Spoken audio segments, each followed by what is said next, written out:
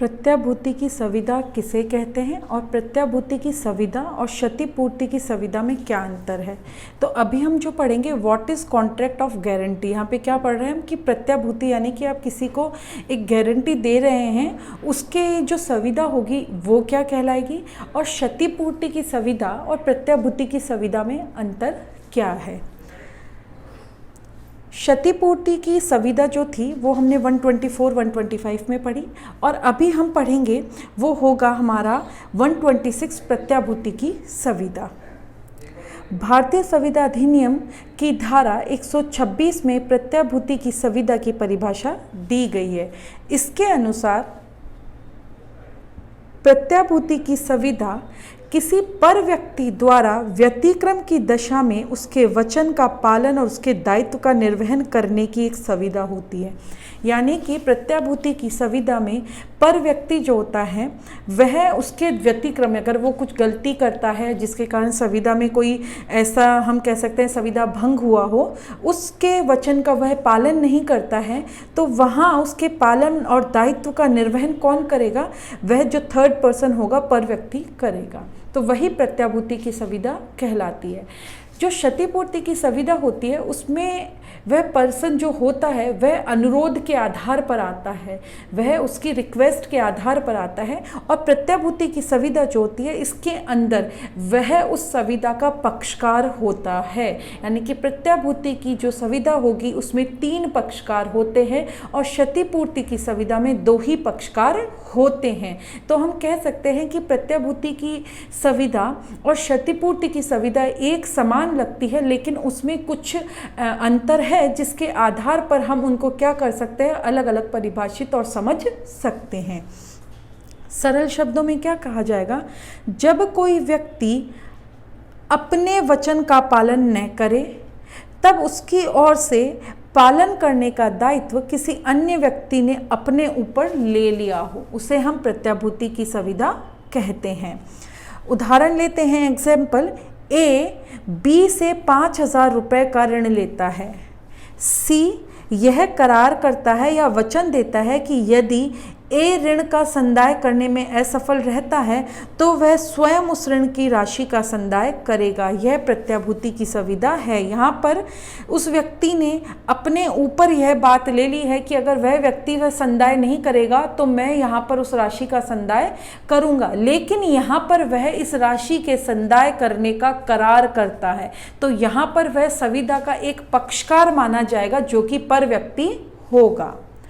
प्रचलित भाषा में ऐसी संविदाओं को हम क्या कहते हैं, जमानत या गारंटी की संविदा कहते हैं। क्योंकि यहाँ पर वो थर्ड पर्सन क्या कर रहा है, गारंटी दे रहा है कि अगर यह पर्सन वह कार्य नहीं करेगा तो उसके स्थान पर मैं वह कार्य करने का दायित्व लेता हूँ। इनमें पर व्यक्ति द्वारा वचन का पालन जो है वो जमानत या गारंटी द्वारा दिया जाता है। केस लॉ है इसमें Bharat heavy electricals limited versus electricity generation incorporation. इसमें बैंक गारंटी को एक स्वतंत्र संविदा माना गया है। आवश्यक तत्व देखते हैं हम प्रत्याभूति की संविदा के, जो इसकी परिभाषा से स्पष्ट होता है धारा 126 से। तो देखिए इसके आवश्यक तत्व में पहला आवश्यक है 3 पक्षकारों का होना, जबकि क्षतिपूर्ति की संविदा में केवल 2 ही पक्षकार होते हैं। तो पहला लेनदार, दूसरा मूल ऋणी और तीसरा प्रतिभू। यानी कि एक तो लेने वाला और दूसरा जो मूल ऋणी है वो, और प्रतिभू यानी जो कि श्योरिटी देगा। वह व्यक्ति जो प्रत्याभूति देता है वह प्रतिभू कहलाएगा। वह व्यक्ति जिसे प्रत्याभूति देनी है या दी जाती है वह लेनदार या ऋणदाता कहलाएगा। यानी वह व्यक्ति जिसे दी जानी है वो लेनदार कहलाएगा, और जो व्यक्ति जिस व्यक्ति के लिए प्रत्याभूति की राशि दी जाती है वह मूल ऋणी कहलाता है। यानी कि जिसने ऋण लिया है वो मूल ऋणी है, और जो पैसा लेगा, ऋण लेने के हकदार व्यक्ति है वो लेनदार होगा, और जो श्योरिटी देगा वह व्यक्ति क्या कहलाएगा, प्रतिभू कहलाएगा। माउंट स्टीफन बनाम लक्ष्मण का केस है। इसमें क्या बोला गया कि प्रत्याभूति की संविदा में लेनदार और प्रतिभू के साथ साथ मूल ऋणी की परिकल्पना की जाती है। यानी कि प्रत्याभूति की संविदा में 3 पक्षकार होंगे, लेनदार, प्रतिभू यानी जो थर्ड पर्सन चुकाने के लिए तैयार हुआ है, और जो मूल ऋणी है। क्यों? क्योंकि संविदा का निर्माण उस मूल ऋणी के कारण हुआ है। मूल ऋणी ने ऋण लिया है तभी लेनदार का अस्तित्व आया है, और मूल ऋणी के ऋण लेने पर ही प्रतिभू का अस्तित्व आया है। इसलिए इस संविदा के अंदर प्रतिभू के साथ, लेनदार के साथ मूल ऋणी की कल्पना भी की जाती है। H Mohammad Khan versus Andhra bank limited, इसमें क्या कहा गया कि प्रत्याभूति की संविदा में लेनदार, मूल ऋणी व प्रतिभू का अभिव्यक्त रूप से भाग लिया जाना और विवक्षित सम्मति होना आवश्यक है। यानी कि कह रहे हैं कि इसमें तीनों पक्षकारों का अभिव्यक्त रूप से या विवक्षित रूप से सम्मति होना जरूरी है। क्यों? क्योंकि वह संविदा या करार तीन पक्षकारों द्वारा ही प्रत्याभूति की संविदा में निर्मित किया जाता है। दूसरा, लिखित या मौखिक होना। प्रत्याभूति की संविदा लिखित भी हो सकती है, मौखिक भी हो सकती है। मौखिक प्रत्याभूति का भी वही प्रभाव होता है जो कि लिखित प्रत्याभूति का होता है। यह कैसी हो सकती है? यह विवक्षित भी हो सकती है। अब हम नेक्स्ट देखते हैं प्रतिफल का होना। तो देखिए, बिना प्रतिफल के करार शून्य होते हैं। तो चाहे वह क्षतिपूर्ति की संविदा हो, चाहे वह प्रत्याभूति की संविदा हो, प्रतिफल होना अनिवार्य है। तो देखिए, प्रत्याभूति की संविदा में प्रतिफल का होना आवश्यक है। रामनारायण वर्सेस हरि सिंह के केस लॉ में बोला गया है कि प्रतिफल के बिना की गई प्रत्याभूति की संविदा शून्य होती है। क्यों? क्योंकि किसी प्रकार की भी संविदा जो कि बिना प्रतिफल के की गई है वह शून्य ही होती है। तो इसलिए अगर वह बिना प्रतिफल के की गई है तो प्रत्याभूति की संविदा भी शून्य होगी। मुल्ला ने अपनी कृति, उनकी बुक में लिखा है इंडियन कॉन्ट्रैक्ट एक्ट में, क्या लिखा है कि जो एक contract of guarantee without consideration is void. क्या लिखा है कि एक कॉन्ट्रैक्ट जिसमें कि आपने प्रतिफल नहीं दिया और आप वहाँ गारंटी दे रहे हो, प्रत्याभूति देने का अपना वचन दे रहे हो, वह कैसा होगा? वह सामान्यतः शून्य होगा। तो इस तरीके से बिना प्रतिफल के की गई प्रत्याभूति की संविदा शून्य होती है।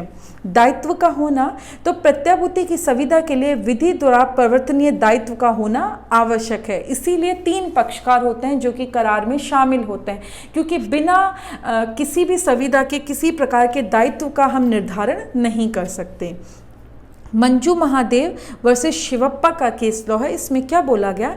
प्रतिभू अवधि बाधित ऋण का संदाय करने के लिए आबद्ध नहीं है, क्योंकि ऐसा ऋण या दायित्व विधि द्वारा प्रवर्तनीय नहीं होता। अवधि बाधित ऋण जो होता है वो विधि द्वारा प्रवर्तनीय नहीं होते हैं, इसलिए प्रतिभू ऐसी ऋण के संदाय के लिए बाध्य नहीं किया जा सकता। संविदा का स्वरूप कैसा होगा? तो देखिए, तीन प्रकार का होगा। पहला, मूल ऋणी व लेनदार के बीच सामान्य संविदा होगी। मूल ऋणी जो ले रहा है ऋण और लेनदार जो कि ऋण दे रहा है। दूसरा, लेनदार व प्रतिभू के बीच प्रत्याभूति की संविदा होगी, क्योंकि लेनदार है वह व्यक्ति है जिसने पैसा दिया है, ऋण दिया है, तो अब उसके मन की संतुष्टि के लिए प्रतिभू के साथ भी प्रत्याभूति की संविदा में एक संविदा होती है जिसमें वह पक्षकार क्या करता है? प्रतिभू यह एक कह सकते हैं दायित्व अपने ऊपर लेता है कि अगर मूल ऋणी ने अपने ऋण की राशि का संदाय नहीं किया तो प्रतिभू जो है वो लेनदार की राशि का संदाय करेगा। थर्ड, प्रतिभू व मूल ऋणी के बीच क्षतिपूर्ति की संविदा। क्यों? क्योंकि प्रतिभू ने जैसे ही मूल ऋणी के जो धन था, ऋण था, उसका संदाय किया, उसके बाद हम कहेंगे प्रतिभू और मूल ऋणी के बीच भी एक संबंध होना जरूरी है जिसके आधार पर वो अपने ऊपर उसका दायित्व लेता है। मूल ऋणी के ऋण का संदाय करने में असफल रहने पर जब प्रतिभू द्वारा लेनदार को ऋण का संदाय कर दिया जाता है या संदाय का वचन पत्र निष्पादित कर दिया जाता है, तब प्रतिभू लेनदार का स्थान ले लेता है। क्यों?